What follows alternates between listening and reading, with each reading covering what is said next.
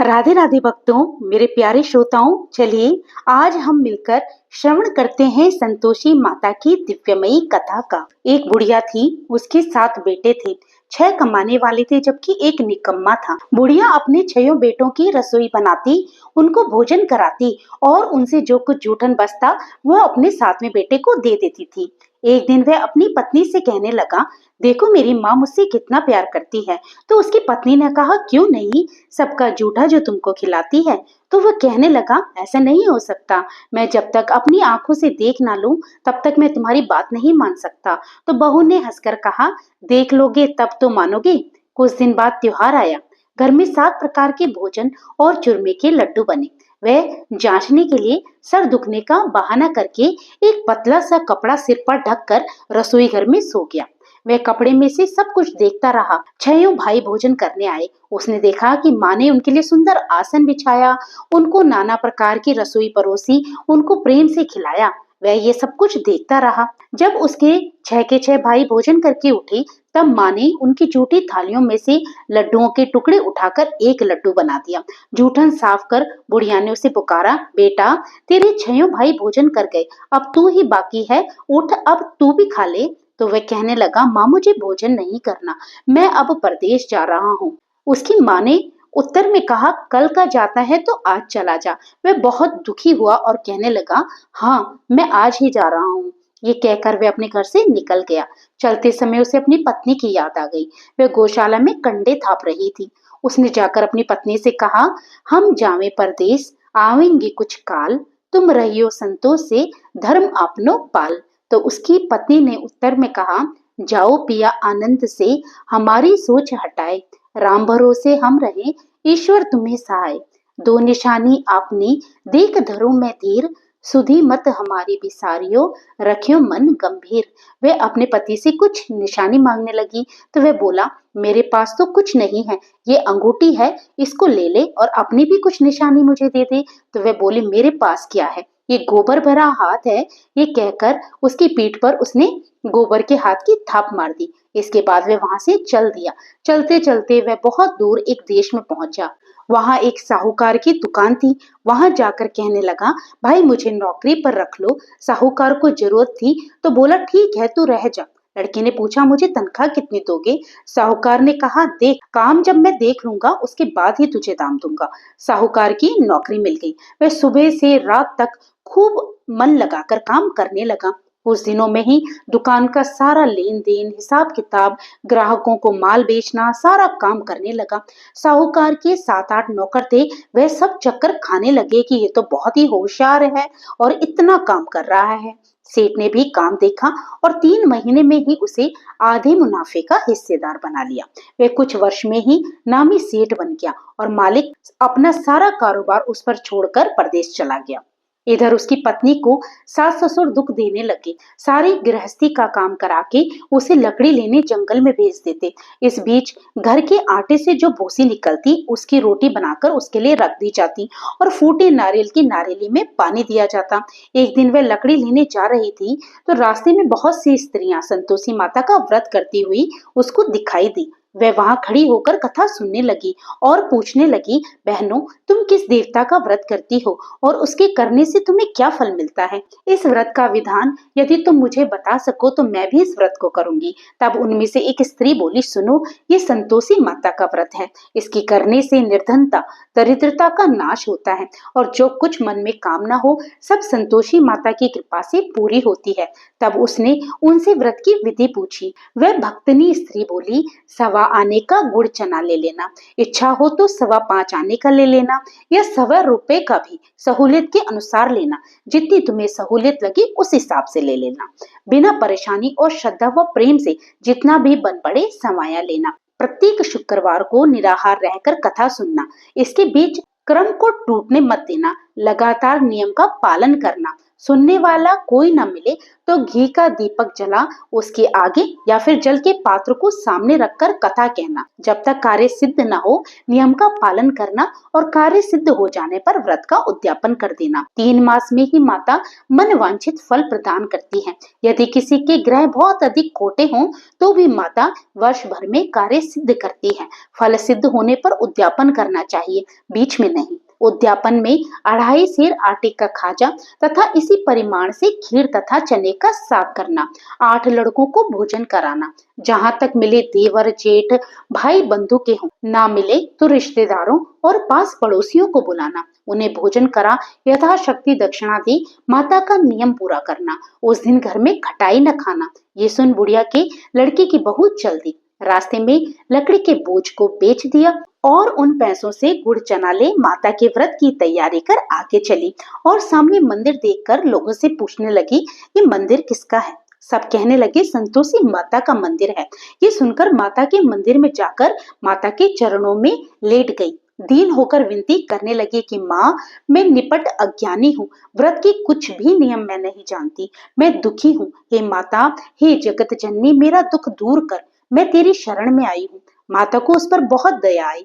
एक शुक्रवार बीता और दूसरे शुक्रवार को उसके पति का पत्र आ गया। तीसरे शुक्रवार को उसका भेजा हुआ पैसा भी आ पहुंचा। ये देख जेठ जिठानी मुंह सिकोड़ने लगी। लड़के ताने देने लगे कि काकी के पास पत्र आने लग गए, रुपया आने लगा, अब तो काकी की खातिर बढ़ेगी। बेचारी सरलता से कहती, भैया कागज आवे रुपया आवे हम सबके लिए अच्छा है। ऐसा कहकर आंखों में आंसू भरकर संतोषी माता के मंदिर में जा उनके चरणों में गिरकर रोने लगी। माँ, मैंने तुमसे पैसा कब मांगा है? मुझे पैसे से क्या करना है? मुझे तो अपने सुहाग से काम है, मैं तो अपने स्वामी के दर्शन मांगती हूँ। तब माता ने प्रसन्न होकर कहा कि ठीक है बेटा, तेरा स्वामी जल्दी ही घर वापस आएगा। ये सुनकर खुशी से बावली होकर घर में जाकर काम करने लगी। अब संतोषी माँ ने मन में विचार किया कि इस भोली बेटी को मैंने कह तो दिया कि तेरा पति आएगा, लेकिन कैसे आएगा? वह तो उसे स्वप्न में भी याद नहीं करता। उसे याद दिलाने के लिए मुझे ही जाना पड़ेगा। इस तरह संतोषी माता उस बुढ़िया के बेटे के पास स्वप्न में जा प्रकट होकर कहने लगी, साहूकार के बेटे सो रहा है या जागता है? वे कहने लगा, माता न सोता हूँ न जागता हूँ, कहो कि क्या आज्ञा है? माँ कहने लगी, तेरे घर बार कुछ है कि नहीं? वह बोला, मेरे पास तो सब कुछ है, माँ बाप है, बहू है, क्या कमी है? माँ बोली, भोले बेटे, तेरी बहू घोर कष्ट उठा रही है, तेरे माँ बाप उसे परेशान कर रहे हैं, वे तेरे लिए तरस रही है, तू उसकी सुध ले। वे बोला, हाँ माता जी, ये तो मुझे मालूम है, परंतु जाऊं तो कैसे जाऊं? परदेश की बात है, लेन देन का कोई हिसाब नहीं, कोई जाने का रास्ता नहीं समझ आता, कैसे चला जाऊं? माँ कहने लगी, मेरी बात मान, सवेरे नहा धोकर संतोषी माता का नाम ले, घी का दीपक जला, दंडवत कर दुकान पर जा बैठ। देखते ही देखते तेरा सारा लेन देन चुक जाएगा, जमा का माल बिक जाएगा, सांझ होते होते धन का भारी ढेर लग जाएगा। सुबह उठकर उसने अपने साथ के लोगों को रात का स्वप्न बताया तो सब उसका मजाक बनाने लगे कि स्वप्न तो स्वप्न होता है, तू कहाँ उसे सच मान रहा है। लेकिन उनमें से एक बूढ़ा व्यक्ति था जो कहने लगा, स्वप्न ही सही, पर बात मानने में तेरा क्या जाता है? अब बूढ़े की बात मानकर वह नहा धोकर संतोषी माता को दंडवत कर घी का दीपक जला दुकान पर जा बैठा। थोड़ी देर में देने वाले रुपया लाने लगे, लेने वाले हिसाब लेने लगे। कोठे में भरे सामान की खरीदार नकद दाम देकर सौदा करने लगे। शाम तक सच में धन का भारी ढेर लग गया। मन में माता का नाम लेकर और ये चमत्कार देखकर वह बहुत प्रसन्न हो गया और अपने घर ले जाने के वास्ते उसने गहना कपड़ा सामान खरीदा। यहाँ से सारा काम निपटा कर तुरंत वह अपने घर को जाने के लिए रवाना हुआ। उधर उसकी पत्नी जंगल में लकड़ी लेने जाती है। लौटते वक्त माताजी के मंदिर में विश्राम करती। अब उसका रोज का प्रतिदिन का यही नियम था कि वह माता के मंदिर में जाके थोड़ी देर विश्राम करती थी। धूल उड़ती देखकर वह माता से पूछने लगी, हे माता, ये धूल कैसे उड़ रही है? माता ने कहा, हे पुत्री, तेरा पति आ रहा है, अब तू ऐसा कर कि लकड़ियों के 3 बोझ बना ले, एक नदी के किनारे रख, दूसरा मेरे मंदिर पर और तीसरा अपने सिर पर। तेरे पति को लकड़ियों का गट्ठर देख मोह पैदा होगा, वह यहाँ रुकेगा, नाश्ता पानी खाकर माँ से मिलने जाएगा। तब तू लकड़ियों का बोझ उठाकर जाना और चौक में गट्ठर डालकर जोर से आवाज लगाना, लो सासू जी लकड़ियों का गट्ठर लो। भूसे की रोटी दो, नारियल की खेपड़े में पानी दो, आज मेहमान कौन आया है। माताजी से बहुत अच्छा कहकर वह प्रसन्न मन से लकड़ियों के 3 गट्ठर बनाने लगी। एक नदी के किनारे पर और एक माताजी के मंदिर पर उसने रख दिया। इतने में मुसाफिर आ पहुंचा। सूखी लकड़ी देख उसकी इच्छा उत्पन्न हुई कि हम यहाँ पर विश्राम करें और भोजन बनाकर खा पीकर गांव को जाएं। इसी तरह रुककर भोजन बना, विश्राम करके गांव को गया। सबसे प्रेम से मिला। उसी समय सिर पर लकड़ी का गट्ठर लिए उसकी पत्नी उतावली सी आई। लकड़ियों का भारी बोझ आंगन में डालकर जोर से 3 आवाज देने लगी। लो सासू जी, लकड़ियों का गट्ठर लो, भूसे की रोटी दो, आज मेहमान कौन आया है। ये सुनकर उसकी सास बाहर आकर अपने दिए गए कष्टों को जुटलाने के लिए कहने लगी, बहू ऐसा क्यों कहती है, तेरा मालिक ही तो आया है। आ बैठ, मीठा भात खा, भोजन कर, कपड़े गहने पहन। उसकी आवाज सुन उसका पति बाहर आ गया। उसके हाथ में अपनी दी हुई अंगूठी देखकर वह व्याकुल हो गया और अपनी माँ से पूछने लगा, माँ ये कौन है। माँ बोली, बेटा ये तेरी बहू ही तो है। जब से तू गया है तब से सारे गांव में भटकती फिरती है, घर का कामकाज तो कुछ करती नहीं, 4 पहर आकर खाना खा जाती है। वह बोला, ठीक है माँ, मैंने इसे भी देखा और तुम्हें भी। अब दूसरे घर की ताली दो, हम उसमें जाके रहेंगे। माँ बोली, ठीक है, जैसी तेरी मर्जी। तब वह दूसरे मकान की तीसरी मंजिल का कमरा खोल सारा सामान जमाने लगा। एक दिन में ही उनका राजा के महल जैसा ठाट बाट बन गया। अब क्या था, बहुत सुख भोगने लगी। इतने में ही शुक्रवार आया। उसने अपने पति से कहा, मुझे संतोषी माता के व्रत का उद्यापन करना है। पति बोला, खुशी से कर लो। वे उद्यापन की तैयारी करने लगी। जेठानी के लड़कों को भोजन के लिए कहने गई। उन्होंने मंजूर तो किया, परंतु पीछे से जेठानी ने अपने बच्चों को सिखाया, देखो भोजन के समय खटाई मांगना, जिससे उसका उद्यापन पूरा ना हो सके। लड़के जीमने आए, खीर खाना पेट भर के खाया, परंतु बाद में खाते ही कहने लगे, हमें खटाई दो, खीर खाना हमको नहीं भाता, देखकर अरुचि होती है। वे कहने लगे, भाई खटाई किसी को नहीं दी जाएगी, ये तो संतोषी माता का प्रसाद है। लड़के उठ के खड़े हो गए और बोले, पैसे लाओ। बोली बहू कुछ जानती नहीं थी और उनको उसने पैसे दे दिए। लड़के उसी समय हट करके इमली खटाई खाने के लिए ले आए। ये देखकर बहू पर माताजी ने कोप किया। राजा के दूत उसके पति को पकड़कर ले गए। उसकी जेठ जेठानी मनमाने वचन कहने लगे, लूट लूट कर सारा धन इकट्ठा करके लाया है, अब सब मालूम पड़ जाएगा जब जेल में जाके मार खाएगा। बहू से ये सब कुछ सहन नहीं हुआ। रोती हुई माताजी के मंदिर में गई और माता से कहने लगी, हे माता, तुमने क्या किया। हंसाकर अब भक्तों को रुलाने लगी। माता बोली, बेटी तूने उद्यापन करके मेरा व्रत भंग किया है। वह कहने लगी, माता मैंने कुछ अपराध नहीं किया, मैंने तो भूल से लड़कों को पैसे दे दिए थे, मुझे नहीं पता था कि वे उन पैसों से खटाई खा लेंगे, मुझे क्षमा कर दो, मैं फिर तुम्हारा उद्यापन करूंगी। तो माँ बोली, ठीक है, लेकिन अब की बार ये भूल दोबारा मत करना। वो कहने लगी, ठीक है माँ, अब मैं ये भूल बिल्कुल भी नहीं करूंगी। अब बताओ कि मेरे पति कैसे वापस आएंगे। माँ बोली, जा, तेरा पति तुझे रास्ते में आता हुआ मिलेगा। वे जैसे ही मंदिर से बाहर निकली, रास्ते में उसे अपना पति आता दिखा। वे पूछने लगी, कहाँ गए थे। वे कहने लगा, इतना धन जो कमाया है उसका टैक्स राजा ने मांगा था, वह भरने गया था। वह प्रसन्न होकर कहने लगी, भला हुआ, अब घर को चलो। कुछ दिन बाद फिर से शुक्रवार आ गया। वह बोली, मुझे फिर माता को उद्यापन करना है। पति ने कहा, कर लो। बहू फिर जेठ के लड़कों को भोजन करने को कहने गई। जेठानी ने 1-2 बातें सुनाई और सब लड़कों को फिर से सिखाने लगी, तुम सब लोग पहले ही खटाई मांगना।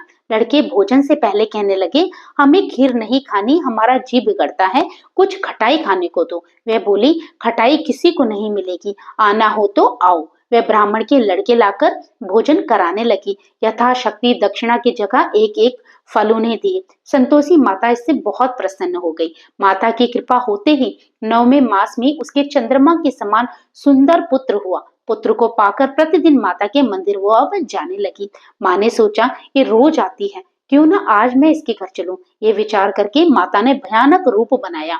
गुड़ चने से सना मुख, ऊपर सूंड के समान होंठ, उस पर मक्खियां भिन भिन कर रही थी। देहली पर पैर रखते ही उसकी सास चिल्लाई, देखो रे, कोई चुड़ैल डाकिन चली आ रही है, लड़कों इसे भगाओ, नहीं तो किसी को खा जाएगी। लड़के भगाने लगे, चिल्लाकर खिड़की बंद करने लगे। बहू रोशनदान में से देख रही थी। प्रसन्नता से पगली बन चिल्लाने लगी, आज मेरी माताजी मेरे घर आई हैं।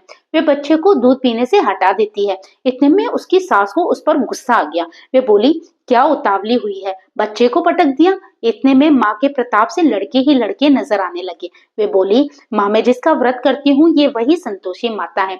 सबने माता जी के चरण पकड़ लिए और विनती करके कहने लगे, हे माता, हम मूर्ख हैं, अज्ञानी हैं, तुम्हारे व्रत की विधि हम नहीं जानते। आपका व्रत भंग कर हमने बहुत बड़ा अपराध किया है। हे जगत माता, आप हमारा अपराध क्षमा कर दो। इस प्रकार माता प्रसन्न हुई और सबको क्षमा का दान दिया। हे माता, जिस प्रकार से बहू को प्रसन्न होकर आपने फल दिया वैसा ही सबको देना। जो इस कथा को सुने उसके सभी मनोरथों को पूर्ण करना। तो प्रेम से बोलिए संतोषी माता की जय हो। तो भक्तों, ये कथा अगर आपको अच्छी लगी हो तो इसे लाइक करना, और अगर आप मेरे चैनल पर नए हो तो इसी प्रकार की कथाओं को आगे भी सुनने के लिए प्लीज मेरे चैनल को सब्सक्राइब करना मत भूलना। तो प्रभु का नाम लेते रहिए, पुण्य के भागी बनते रहिए। जय श्री कृष्णा, राधे राधे।